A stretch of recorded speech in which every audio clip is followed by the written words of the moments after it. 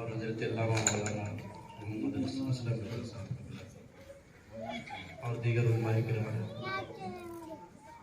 اور دیوان پیٹ جامع مسجد کے متولی صاحب اور دیگر اراکین جماعت معزز سامعین کرام، السلام علیکم وعلیکم السلام ورحمۃ اللہ وبرکاتہ۔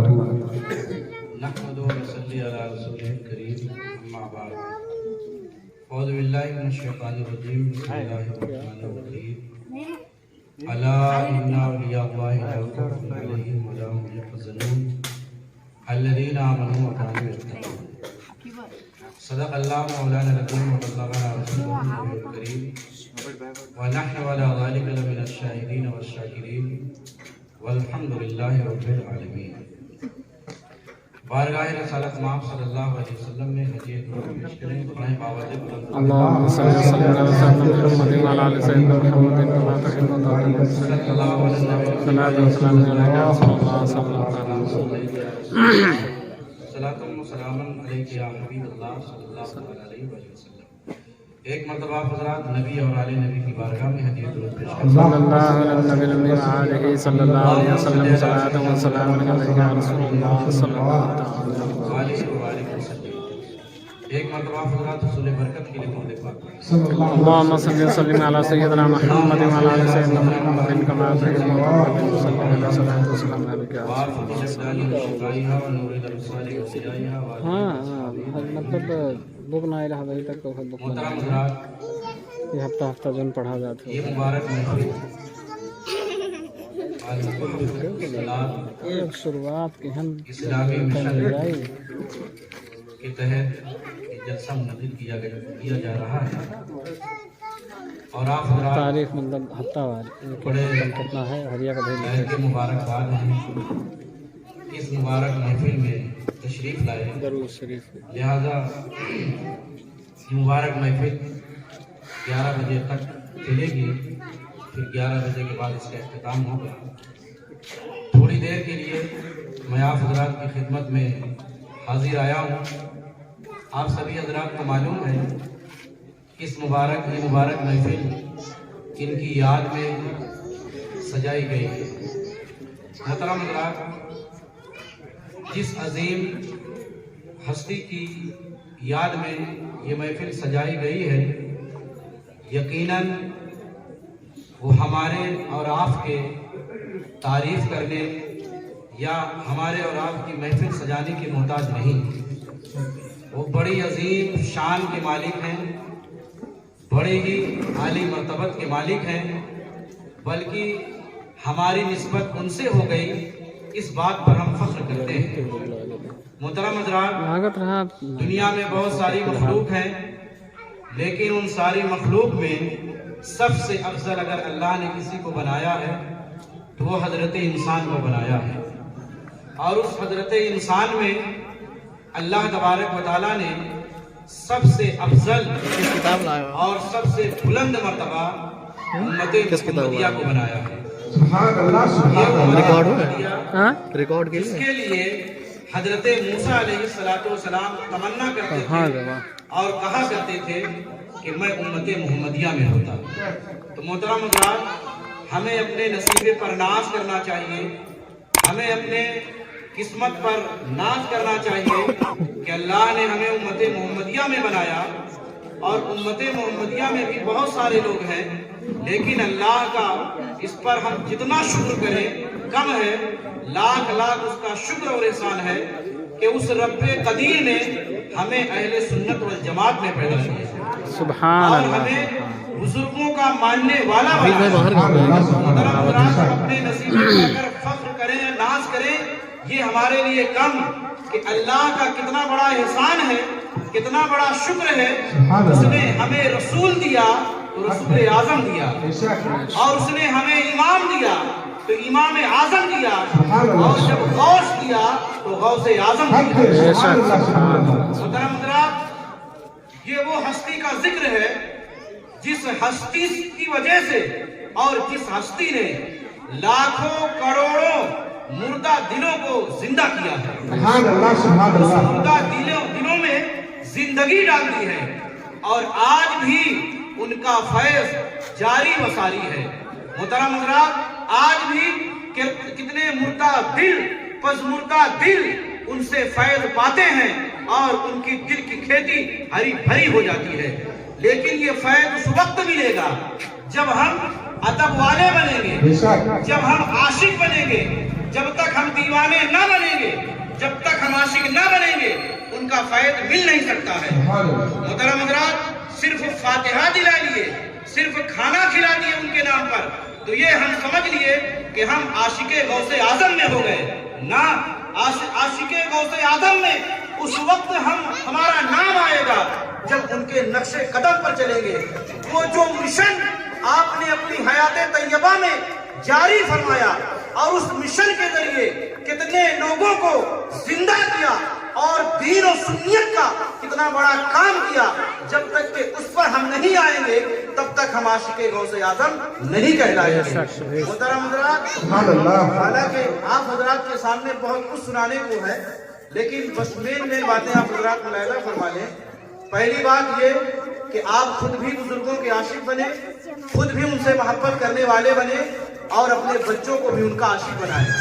محترم حضرات، آنے والے دور اور جو ہم جس دور میں جی رہے ہیں، محترم حضرات، ایسا محسوس ہوتا ہے کہ ایک وقت ایسا بھی آئے گا کہ ہمارے بچے، ہماری آنے والی نسل دین سے بیگانہ ہو جائے گی، بزرگوں سے بیگانہ ہو جائے گی، وہ دین سے بیگانہ ہو جائے گی، وہ سب کچھ چھوڑ بیٹھے گی۔ اور آج بھی اپنے گھروں کا ماحول دیکھیں، آج ہمارے گھروں کا ماحول کیا ہے، آج ہمارے بچے کیا ہیں، آج ہمارے بڑے کیا ہیں۔ محترم حضرات، جب تک ہم سدھریں گے نہیں، جب تک ہم راہ راست پر آئیں گے نہیں اور پھر اپنے بچوں کو لائیں گے نہیں، تو محترم حضرات، ہمارے یہاں کا ماحول سدھرنے والا نہیں ہے، ہمارا معاشرہ پاکیزہ ہونے والا نہیں ہے۔ دن بدن ہم لوگوں کو کوستے ہیں، ہم لوگوں کو برا بھلا کہتے ہیں۔ محترم حضرات، پہلے اپنی زمین پر ہاتھ رکھ کر کے، اپنے دل پر ہاتھ رکھ کر کے آپ سوچیں کہ ہم کیا سے کیا ہو گئے، ہم کیا تھے، ہمیں کتنا بڑا منصب دیا گیا تھا، ہمیں کتنا بڑا عہدہ دیا گیا تھا، ہم کتنے بڑے نبی کی امت میں ہیں، کتنے بڑے بزرگوں کے ماننے والے ہیں، لیکن آج ہمارے وہ کردار، ہمارے وہ افعال نہ رہے۔ محترم حضرات، اگر آپ چاہتے ہیں کہ ہم زندہ رہیں، اور ایک بات یاد رکھیں، اسلام ہمیشہ زندہ رہے گا، زندہ رہا ہے، زندہ رہے گا، لیکن ہم مر جائیں گے۔ لیکن ہم چاہتے ہیں کہ ہمیں زندگی ملے، ہم زمین کے اوپر رہیں جب بھی زندہ رہیں، زمین کے نیچے جائیں جب بھی زندہ رہیں۔ تو محترم حضرات، ہمیں اس مقصد کو پیش نظر رکھنا ہوگا، ہمیں جو ہمارے بزرگوں نے دیا ہے اس کو اپنے سامنے رکھنا ہوگا، اس کو سامنے رکھ کر کے زندگی گزارنا ہوگی۔ محترم حضرات، ابھی میں نے قواعد المقدسہ صاحب کے سامنے تلاوت کی، لوگ پوچھا کرتے ہیں، غوث اعظم کا ذکر کرتے ہیں، غوث اعظم کا ذکر قرآن میں کہاں ہے؟ ان سے پوچھتے ہیں، وہ ایرے گہرے نتھو کھلے لوگوں سے پوچھتے ہیں، ان بیچاروں سے پوچھتے ہیں جو یہ بھی نہیں جانتے کہ نماز میں کتنے فرائض ہیں، غسل میں کتنے فرائض ہیں، ان سے پوچھتے ہیں کہ غوث اعظم کا ذکر کہاں ہے، گیارہویں کا ذکر کہاں ہے، خواجہ غریب نواز کا ذکر کہاں ہے، بزرگوں کا ذکر کہاں ہے؟ ارے ہم لوگوں سے پوچھا کرو، ہم لوگوں سے پوچھو تو ہم بتائیں گے کہ اللہ تبارک و تعالیٰ نے جب ان مقدس جماعت کا ذکر کرنا چاہا تو کتنے اہتمام کے ساتھ ذکر کیا اور کتنے ہی تنبیہ کے ساتھ ذکر کیا۔ ذرا سنیں، اللہ تبارک و تعالیٰ ان مقدس جماعت یعنی ولیوں کی جماعت کا جب تذکرہ کیا، ان کا جب ذکر کیا، تو پہلے رب تبارک و تعالیٰ نے حرف تنبیہ، الا، یہ عربی زبان کا لفظ ہے، الا جو ہے ذکر کیا، الا جو ہے یہ خبردار کرنے کے لیے آتا ہے، مخاطب کو تنبیہ کرنے کے لیے، اس کو ابھارنے کے لیے، اس کو جگانے کے لیے آتا ہے۔ اللہ نے پہلے قوم انسانیت کو ابھارا اور جگایا، کیا کہہ کر کے؟ اللہ کہہ کر کے کہ تمہارا رب ذکر کرنے جا رہا ہے، تمہارا پروردگار ذکر کرنے جا رہا ہے، اور کن لوگوں کا ذکر کرنے جا رہا ہے؟ اللہ کے ساتھ ذکر کرنے جا رہا ہے۔ تو جب اللہ کے ساتھ خبردار کر کے ذکر کرنے جا رہا ہے تو کسی عظیم ہستیوں کا ذکر ہونے جا رہا ہوگا۔ تو اللہ نے اللہ کہا، پھر اس کے بعد انا حرف تاکید لایا گیا، انا حرف تاکید کے ساتھ ذکر کیا گیا، پھر بتایا کہ لا خوف علیہم ولا هم یحزنون، دنیا میں جو بھی ہیں سب ڈرنے والے ہیں लेकिन एक ऐसी जमात है जिनको ना डर है, ना खौफ है, ना हुज़्न व मलाल है। और वो जमात कौन है? वो जमात में से जमातों के जो सरदार है वो गौसे आजम है, पीराने पीर दस्तगीर है। मोहतरम हज़रात, फिर आगे अल्लाह तबारक व तआला इनकी सिफात का जिक्र फरमाया और फिर इनकी पहचान बाद में जिक्र की गई। फरमाया अल्लज़ीना आमनू व कानू यत्तकून, ये वो है जो ईमान लाए और तकवा परहेजगारी इख्तियार किया। आज लोग वली किसको समझते हैं? जो 10 अंगूठी पहन ले, हरे लाल पीले कपड़े पहन ले, पट्टी 10 हाथ की टोपी लगा ले और 3 हाथ का आसा ले ले, तो लोग समझते हैं ये बहुत बड़ा अल्लाह का वली होगा। मोहतरम हजरात, अगर वली का होना, वली बनना, दिल को पाकीज़ा करना अगर ये कपड़ों से आ जाता, लाल हरे कपड़े पहनने से, तो बहुत सारे लोग टहल रहे हैं हरे लाल कपड़े पहन लेते और गले में बड़ी बड़ी मोतियों वाली तस्वीर पहन लेता तो वली हो जाता। अगर ऐसा ही होता तो वली बनना बड़ा आसान होता। मोहतरम हजरात, ये वो वली है, ये वो अल्लाह के बंदे हैं जिनके दिल में अना नहीं है, अपने अना को फना करते हैं और अपने दिल का ताल्लुक अपने रब से जोड़ते हैं। जब रब के करीब होते हैं तो रब तबारक व तआला के वो दोस्त बन जाते हैं। और ऐसे ही लोगों के बारे में रब फरमा रहा है कि जिनके दिलों में खुदा का खौफ आ जाता है तो वो फिर किसी से नहीं डरा करते। और एक बात ये, लोग कहते हैं, लोग वलियों की करामत बयान करते हो, कहते हो गौसे आजम ने ये कर दिया, वो कर दिया। अरे अल्लाह के आगे सब लाचार मजबूर हैं, उनमें कोई ताकत नहीं, कोई इख्तियार नहीं। मोहतरम हज़रात, आपको मालूम है लीडर कौन होता है, बेखौफ कौन होता है? बेखौफ और लीडर वो होता है ताकतवर होता है। और जो कमजोर आदमी डरता है तो अल्लाह के वलियों को कोई और नहीं, रब फरमा रहा है कि इनको ना कोई खौफ है न कोई गम। हमारा परवरदिगार इस मुकद्दस जमात के बारे में फरमा रहा है कि ये मुकद्दस जमात ऐसी है इन्हें ना कोई खौफ है न कोई गम है। अरे जब वो रब के करीब हो गया तो फिर उसे कहां से खौफ होगा?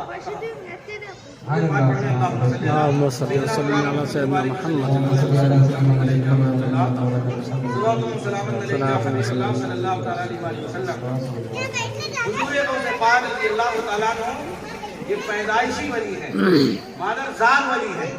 मुहतरम हज़रात, हज़रत गौसे पाक रज़ी अल्लाह तआला अन्हु, हालांकि आपकी शान में बहुत कुछ लिखा गया, बहुत कुछ जो है तवातुर के साथ बयान किया गया।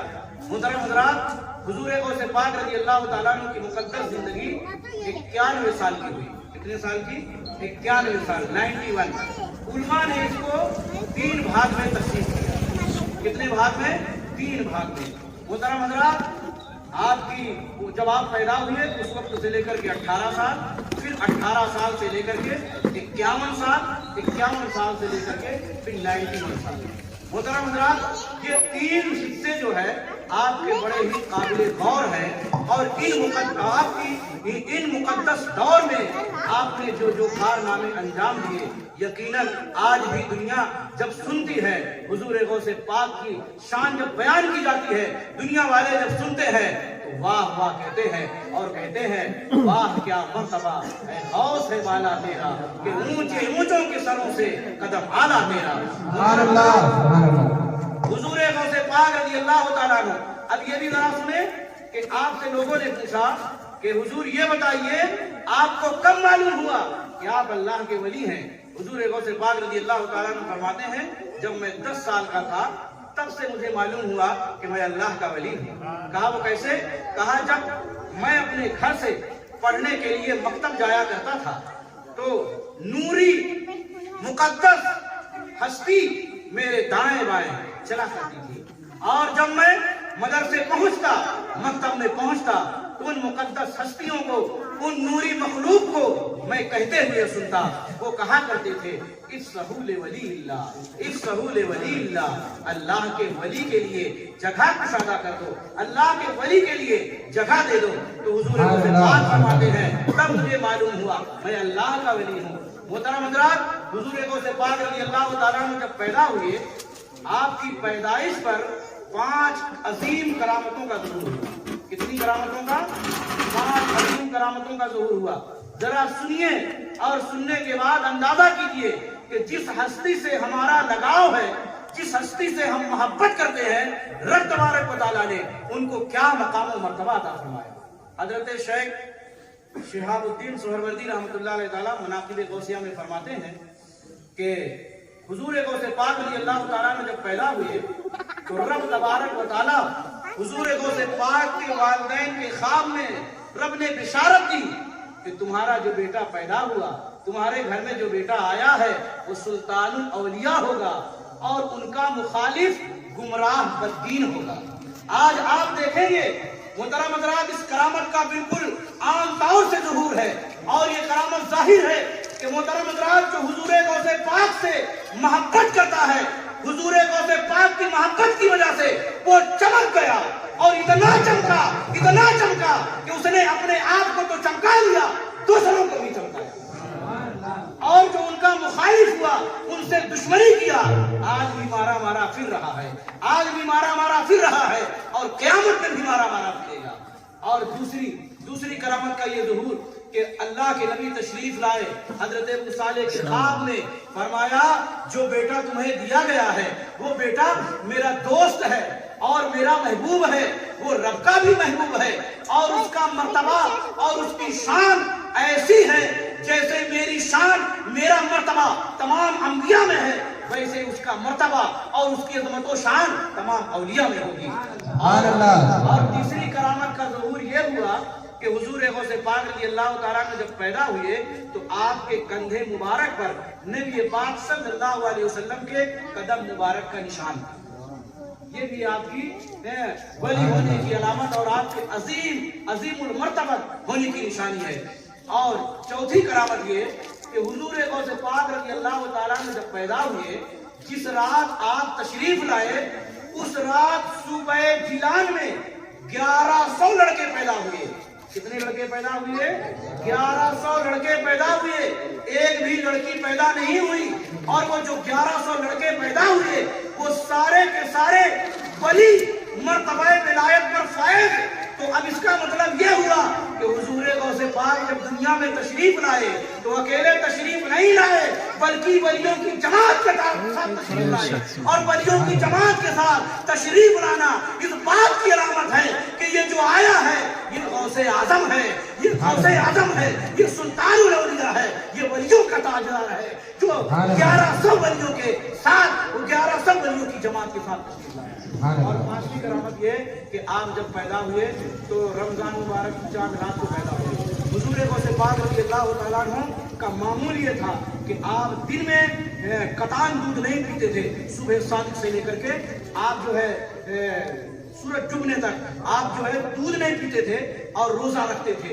محترم حضرات، ابھی آپ کی ننھی عمر ہے، ابھی ایک ہی دن کی پیدائش ہے، لیکن ایک ہی دن کے آپ ہیں، آپ شریعت کے حکام کو جان رہے ہیں، تو آپ نے بتا دیا دنیا والوں وہ اور ہوتے ہیں جو شریعت کے قانون سے جو ہے کورے ہوتے ہیں، شریعت کے قانون نہیں جانتے، لیکن یہ جو آیا ہے یہ عظیم مرتبے والا آیا ہے، یہ غوث ہے اور غوث اعظم ہے، ولیوں کا سردار ہے۔ محترم حضرات، حضور غوث پاک رضی اللہ تعالیٰ عنہ کی پاکیزہ زندگی کے بہت سارے انمول ہیرے ہیں، بہت سارے انمول موتی ہیں جو آپ کی زندگی کے لیے بڑے ہی کافی اور وافی ہیں۔ لہذا ہمیں اور آپ کو چاہیے کہ ہم حضور غوث پاک رضی اللہ تعالیٰ عنہ سے سچی محبت کریں اور ان کے نقش قدم پر چلیں۔ انہوں نے جس مشن کو زندہ کیا اور جس مشن کو پھیلایا اس مشن کو ہمیں بھی اپنانا چاہیے۔ محترم حضرات، آج ہم سب کو ایک ہو کر کے متحد ہو کر کے آج کام کرنے کی ضرورت ہے۔ محترم حضرات، آج گھر میں بھی ہمارے اتفاق نہیں، آج ہمارے محلے میں بھی اختلاف نہیں، ایک مسجد میں نماز پڑھنے والے 10 لوگ کھڑے ہیں، ان صفوں میں بھی اختلاف ہے، اتحاد نہیں ہے۔ محترم حضرات، جیو گے جب، ترقی کرو گے جب تمہارے اندر اتحاد پیدا ہوگا۔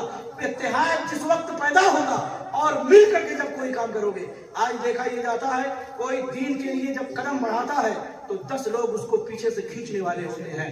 محترم حضرات، اگر ہمارا یہ رویہ رہا، ہمارا یہ طریقہ رہا تو پھر دین تو ترقی کرے گا، دین کبھی ترقی سے رکا نہیں ہے۔ محترم حضرات، کہاں دین پھیل گیا؟ مصطفیٰ جان رحمت صلی اللہ علیہ وسلم نے صرف 23 سال آپ نے تبلیغ کی ہے، لیکن پوری دنیا میں اسلام پھیل گیا، اور اسلام کے مٹانے والے سن لیں کہ جو کچے ہیں مسلمان وہ تو مٹ جائیں گے، لیکن جو پکا مسلمان ہے، جو اسلام کے دامن سے وابستہ ہے، اسلام کے قانون کو فالو کرتا ہے، اسلام زندہ ہے، اسلام اس کو بھی زندہ کر دے گا اور زندہ رہے گا۔ لہذا اسلام کے قانون کو فالو کرو، دنیا والوں کے پیچھے مت جاؤ، اور یہ بھی یاد رکھو کہ اتحاد تمہارے لیے بہت ضروری ہے۔ ارے کم سے کم اپنے شہر کے نام پر، اپنے محلے کے نام پر، اپنے باپ دادا کے نام پر متحد نہ ہو، اور اس پر متحد ہونا کوئی ضروری بھی نہیں، لیکن دین کے نام پر، غوث اعظم کے نام پر، خواجہ کے نام پر، دیگر بزرگوں کے نام پر آپ کا متحد ہونا ضروری ہے۔ اور ایک بات یاد رکھیں، بزرگوں سے بزرگوں کی محبت جب دل میں آتی ہے تو ہمارے اندر کا جھکانا ہے، جو ہم کہتے ہیں ہم ہیں، یہ ہم بالکل فنا ہو جاتا ہے۔ اسی لیے کہا کرتے ہیں علماء کے پاس بیٹھا کرو۔ نعرے تکبیر، واہ واہ نعرے رسالت، یا رسول اللہ، رسول غوث الاعظم زندہ آباد۔ اسی لیے کہتے ہیں کہ علماء کے پاس بیٹھا کرو۔ علماء چراغ ہیں۔ نبی کونین صلی اللہ علیہ وسلم نے علماء کے بارے میں فرمایا کہ یہ علماء تمہارے لیے چراغ ہیں، اور جب چراغ کے پاس بیٹھو گے تبھی تو روشنی ملے گی۔ اندھیروں میں رہو گے تو ادھر ادھر لاٹھی مارتے رہو گے، تم اپنا بھی سر پھوڑو گے اور دوسروں کا بھی پھوڑو گے، لیکن جب روشنی میں رہو گے تب جو ہے تم خود بھی راستے پر چلو گے اور دوسروں کو بھی راستے پر چلاؤ گے۔ تو یہ علماء چراغ ہیں۔ روشنی کب ملے گی؟ جب ان کے قریب آؤ گے، ان کے سائے کے قریب آؤ گے، جبھی تمہیں روشنی ملے گی، اور جبھی راہ نجات بھی ہے، اور جبھی تمہارے لیے راہ کامیابی بھی ملے گی۔ اور یہ راہ کامیابی، راہ نجات ہمیں اسی وقت ملے گی جب ان دونوں سے، یعنی علماء سے، اولیاء سے، اور ظاہر سی بات ہے اولیاء بھی علماء ہوتے ہیں اور اولیاء بھی علماء بھی جو ہے اولیاء ہوتے ہیں، یہ دونوں ایک ہی ہوتے ہیں۔ یہ ہم نے تقسیم کر دیا ہے۔ جو ولی ہے وہ عالم ہے، اور جو عالم ہے اس کو بھی بزرگ ہونا چاہیے، اور وہ بھی بزرگ ہوتے ہیں۔